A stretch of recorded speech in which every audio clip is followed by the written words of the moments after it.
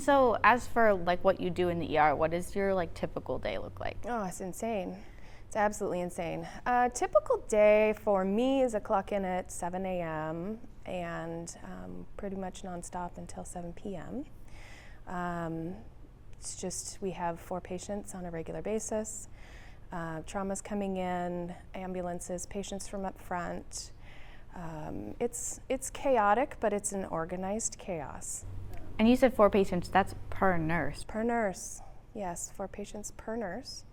Our ER is segregated out into zones, so we have multiple colored zones, so red zone and blue and green zone, and those are our acute side zones. And our yellow zone is essentially a holding zone for patients that don't have rooms upstairs yet.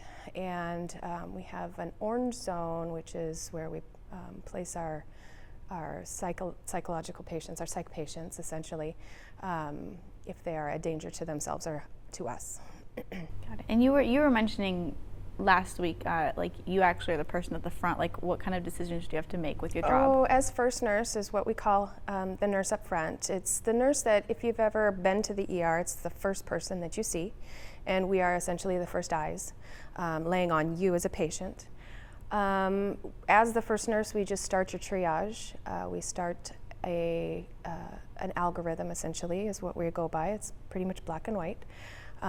Looking at you, looking how you look, because symptoms can be more physical than, and visual than they are to you as an individual. Like if you have dark circles under your eyes, are you sweating? Are you panting? Are you blue in the lips? Are you pale in the face? Any of those, we start your triage asking, why are you here? How long has it been going on? What are your symptoms? What are you feeling? Any history with you as a person and the medical side of things? Do you have any specific history with why you're here is the biggest one. So if you're coming in sweating and you're like, I'm having chest pain, then I'm saying, do you have a history of cardiac issues? Mm-hmm. If you say no, then I'm just like, think about that one. And if you say yes, I'm pretty much light bulb and everything else of the thought processes that, step that we do as the first nurse. And we start your triage right there at that particular moment. How much, you have 12-hour shifts, right? That's a long time to go to see people day in and day out. Yeah. How do you make sure that you're seeing each person as their person? As a person rather than a number? Right. Yes. It's the triage system. It's, like I said, it's just an algorithm. We start with vitals. We start with what we see, and then we start with vitals. And where do your vitals lead us to believe? Are you going to go to EKG and get your EKG done? Are you going to go straight to the next booth and get an IV done? Do you need to talk to a lot of times in the front we have a PIT, which it's provider in triage. So we do have that person to interview you as a provider who is above a nurse, to make orders, to make decisions, whether they're urgent or not urgent. Even if there's not a PIT, a provider in triage, the nurses are trained to do nurse-initiated orders. And we are trained to recognize urgent situations and the needs that may arise, and how to read an EKG, and looking at labs and saying, oh my gosh, that's not right. We need to get this person back sooner rather than later. Right. Yeah. And so, how long ago did you go to school? Like, what oh gosh, I graduated in 2010. So not a whole long time ago, but long enough. What made you decide that you wanted to start pursuing this? Start pursuing nursing or ER nursing? ER nursing. ER nursing came from, I was a volunteer firefighter starting in 2003. Up with a district way north of here, Fire District 4. And I just took the physical agility just to see how far I could get, and I actually passed it. And I was surprised at myself because I'm not a big person.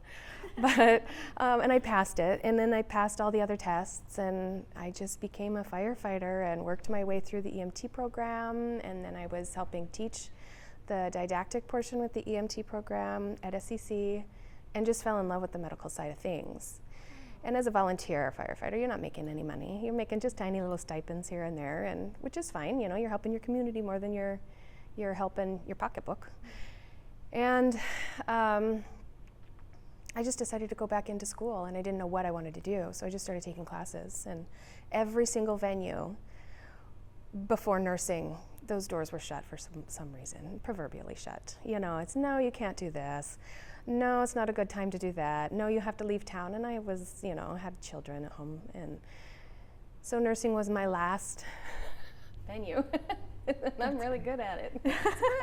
Surprise! So, yeah, and so I'm, you know, checking all these other careers off the list, and just walked into nursing the very next semester, and I did better than I assumed I would, just like the physical agility. Wow. And you love it now? I do. I really like my job. You know, it's trying.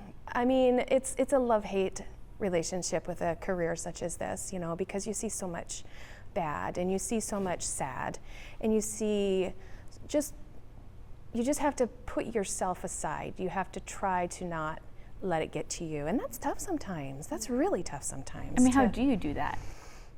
Stuff it. Yeah, I think that there's certain people made for the ER, and there's others who are not. And there's certain people made for oncology, and there's other people who aren't. I can't do oncology. I tried it for 11 months. There's no way. I can't do that. There's too many heart-wrenching situations there. I can do acute, scary situations. Chronic, scary situations tend to really tug at my heart. Yeah, no, that's tough. Yeah, it's not easy. It is. There's nothing easy about this job. There is nothing easy about this job. And so I'm speaking of it being easy versus, you know, not easy and really hard, how do some of these factors that we talked about earlier, you know, a couple weeks ago, how do all those factors make your job even harder? More specific. Like having so many people coming into your waiting room, and then having all the aspects of the ambulances and people abusing the system, all of those things culminating, like, how does that make your job hard? Oh, it's just, I think it's, for me personally, it's the patient care time that we as nurses feel we need per patient is hurried to a degree, because of how do I put this? We as nurses feel our bedside, I'm sorry, I'm trying to Take your time. to put this appropriately. We as nurses feel that our bedside time has been hurried because of our wait time in the waiting room. We want to spend more time with our patients. Our patients want us to spend more time with them. And if I'm a patient, I don't want my nurse coming in, tapping on the computer and running out. I don't want my doctor coming in and running out. I want time. I want to feel like I'm important. And to feel important, time is necessary. But we don't always have that time. Because there's that give take of them. There's also the person sitting in the waiting room. Yes, because we have patients that have been waiting for a long time in the waiting room, and they don't see what we are doing in the background, how fast we are running, and then we have to stop and wait for labs, and then we're running again, and then we have to slow down and wait for, you know, radiology, and then, but radiology is consistently going, transportation is consistently going. There's just no, it is a fine-tuned machine back there. And do you have specific days or times that typically are busier? Oh, Monday. Mondays? Why is that? Typically the worst. I haven't the slightest idea. I can assume it's because maybe people were sick over the weekend and maybe need a note for work, or just Mondays are hard for cardiac reasons, as you become sedentary and horizontal over the weekend, and then you automatically have to get up with an alarm. It starts your heart going. Some people might have more chest pain. I know that when I was in EMS, that was Monday, Tuesdays. Mondays were more cardiac related first thing in the morning. Yeah. And so we talked a lot about like all the different factors that go into wait times specifically at Sacred Heart. Yeah. And so I do kind of want to like walk through each one with you. So if we want to maybe start, I was really interested in the ambulances you and your husband were talking about. Yeah. So can you just explain like why ambulances come to you and what that whole situation is? Ambulances come to us for multiple reasons. They can come to us per patient's suggestion. If the patient says, I want to go here, the ambulance is obliged to go there to that request, unless we are on divert, meaning we're full, we are haywire, and we can absolutely not take any more ambulances in.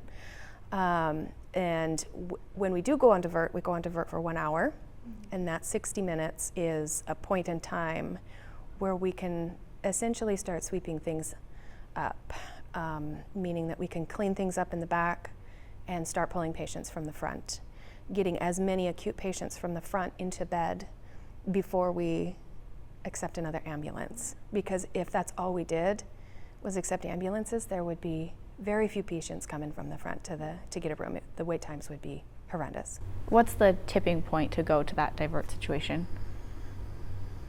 If there is one specific? There is, but I'm not the charge nurse, so I don't know the answer to that. Yeah, that's okay.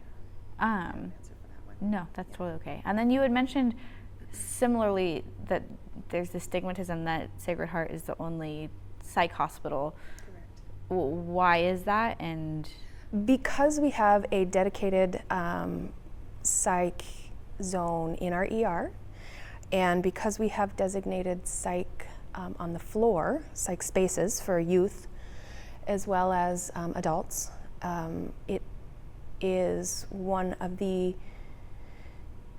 preferred choices by medical health professionals and mental health professionals to send their patients there, because we have a very solid psych department. But we are not the only hospital that can process psych patients. So that does slow, I think, some things down sometimes. We need to share the wealth and share the knowledge that there are other hospitals in this town that can, as well as we do, process patients in crisis. Yeah. And then we talked about also some of those psych patients potentially abusing the system. Yeah. What amount of people would you say abuse the system? So, and it's not psych patients necessarily that just abuse the patient or abuse the system. Excuse me. It's the doc that I spoke with said it so eloquently that there is no better place to show there's no better place to knock down the borders of socioeconomical ranking, if you will, than the ER waiting room. We don't care what kind of money you have in your pocket. We don't care what kind of house you live in or you don't live in. We don't care if you live in a home and you're having a psychological breakdown or if you're homeless and having a psychological breakdown. If you meet our criteria, you will take precedence over the next patient. And I think that is a thing that people in the waiting room don't understand, is our algorithm is black and white. And what criteria you meet will be where you are on the list. It's not first come, first serve. It's an acuity-based algorithm. And I always say you never want to be number one, because number one is red and we're doing CPR on you most likely, or you're almost dead. Number two is very acute and you will most likely get a room sooner than a 3 versus a 4 and a 5 is very subacute. And it's unfortunate that a lot of times the 3s are the largest number and sometimes wait the longest. But we have done some rearranging in our ER to help prevent that wait time, and it is working. So we took one of our larger zones, which is the green zone is what we call it, is in our space. And we took it from a subacute zone and we made it into an acute zone. And it's got the most beds and most patient space. out of all of our zones. The zones in general have 8 or 12 beds or more, depending on how you look at it. And we made the whole ER acute and subacute combination. So it really doesn't matter what bed opens. If you're next in line in that acuity number, you're going back. So if there's 15 level 3s and I feel your level 3 is a little bit more acute than the next guy's, or if your symptoms are a little bit more damning than the next guy, then you're going to be the next one to get a room. If you guys are all literally on the same scale of level 3, I just go from the top and go on down. And you're the one making those decisions. Yes. Yeah. Is that difficult sometimes? It is tough sometimes, because sometimes you just want to pinch this old guy on the cheek because he's so sweet, but he's not as sick as this next person here. And they're just so sweet, and they're old, and they're in their generational years. But this one's sicker. So, but that's why we have the algorithms, to stop the emotional side of patient placement. It's tough. And I guess like the disconnect, I think, is you have these algorithms, it is black and white, but sometimes it doesn't seem to be working well enough, right? Mm-hmm. Yeah. Hours of wait, like, yeah. Is there something you think that could be done, should be done? I think we're doing what we can do, and I think that there's always a new idea that's coming through, and how to move patients through quicker so that our wait time is not so drastic. But then again, you go to the back and you say, how do we move patients quicker? Which means that nurses at the bedside are having to move quicker, and the doctors are having to move quicker, which cuts down individual care for patients, you know. And I think that we need more resources outside of the ER. What we need is patients to recognize that their doctors are there for a reason. We need some patients to recognize that there's urgent care there for a reason. And the ER is also there for a reason. We recognize that patients, when they come in to the ER, they're scared. They're there for a reason. Whether we deem it emergently necessary or not, it's really important to them. And we recognize that. We try to recognize that as much as we possibly can. And once a patient gets to a 6-hour wait time, we recognize it and we're doing our best. But for our ER and our wait times, we need to share the load with the psych patients. We need to get more resources for homeless patients.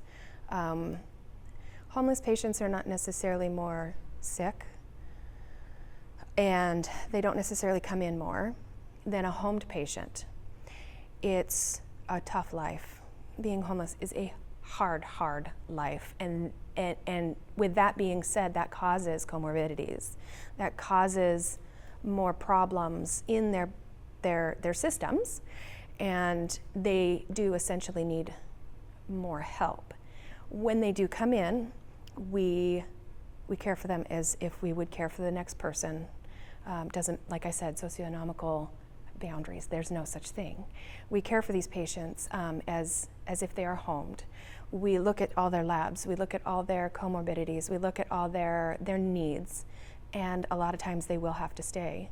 But if they don't have to stay, then we make sure that they are discharged in a timely manner, just as if it was the mayor or me or anybody else that comes into our ER. They're cared for and taken care of in a timely manner, and discharged if necessary in a timely manner. Because they're experiencing homelessness, do you notice people coming in to get out of the elements? Sometimes. And how do you guys deal with that?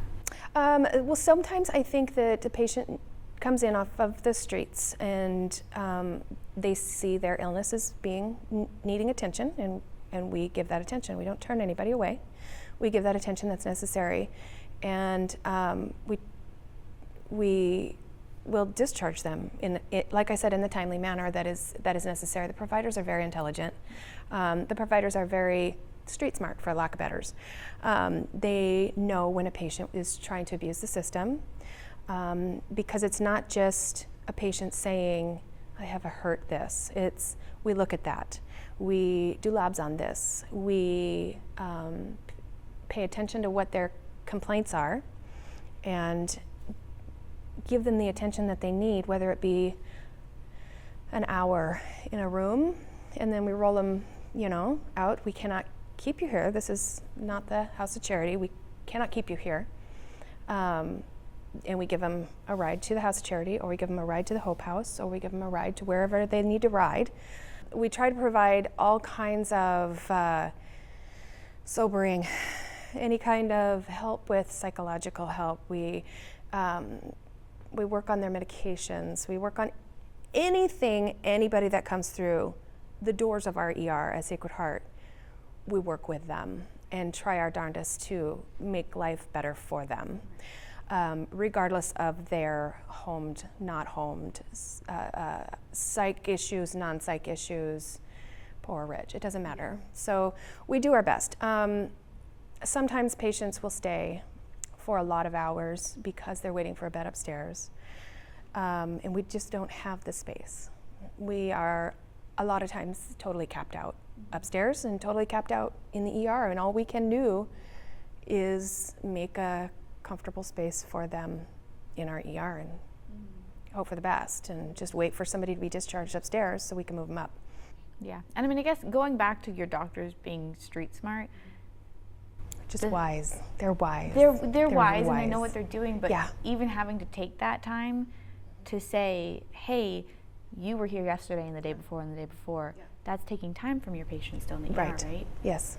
Yeah. Yes, it is, but we still do it because that person needs care just like anybody else. Yeah. And yeah, we don't turn anyone away.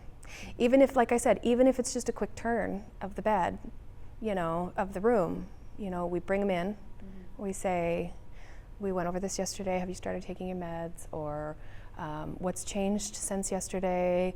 Let's take a look at this. Let's take a look at that. So nothing has changed. Let us know if things change. How taxing is that to have to deal with that when you're also... It can be taxing. It can be taxing. But, as nurses, we come into this field to help people. We don't come into this field just to help people with money or just to help people who are not psychologically troubled. We come into this field specifically because we like to help anybody. And nursing has so many different facets to it. Is you can do CICU with critical patients, you can do the ER with critical patients, you can work oncology, and you can work with pediatrics. And there's so many different genres of nursing, and you can pick your spot. That's the cool thing about it, is most nurses that I've ever talked to say, I get into it to help people.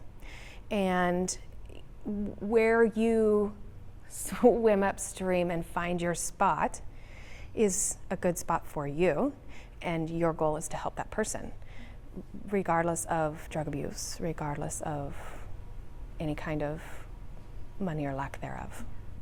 I want to go back for a second. You mentioned, you hate to see patients sitting there for 5-6 hours. Mm-hmm. How often does that happen that you see? All the time. All the time. It's at least a 3-day-a-week situation where we may cap up to our 5 or 6 hour wait time. We really try not to allow that to happen, in the back, or even in the front for that matter. But if we had bunk beds, everybody would have a bed, which we don't. So, it's literally that. When I'm sitting up front and a patient comes to me and says, or a patient family member comes to me and says, we've been waiting for 5 hours, it hurts my heart because I know you're sick. I know you're not feeling well, and I know you feel ignored, but you're not being ignored because we've started your IV, because we've given you fever reducers, because we've given you some, hydration, because we've done our best where we can, and with what we've got and the time we have, It does. It kind of hurts my feelings because I really want to help everybody. I really want to tuck them in right now, but we can't. We can't. We just don't have enough room. Do you see a lot of people walk away? Yes. Yes, we do. Yeah. Some of them just sneak away. Some of them get angry and yell. Yeah. Is that dangerous for patients though? If they're It is. Would you let a patient walk away if they were, I guess if they're sick enough they would be in a room, right? Like if they were acute enough, they would most likely be in a room. But sometimes our patients, they choose to just go home and come back tomorrow. They choose to go to another hospital. We at Sacred Heart don't turn patients away, but we're not going to hold them against their will either. If they want to go to another hospital, that's okay too. We would rather you not. Yeah. You know, we would rather you stay here. I can't hold you, but I can surely educate you in your situation. At least have eyes on you. Yes, and I usually try to talk to my patients and say, under the circumstances, look at your labs, let's talk about your symptoms, let's stick around because you're only this many patients away from getting a room, or pending acute patients, you'll get a room next, or pending, the big shift in the back. It depends. No, that makes sense. It depends, yeah.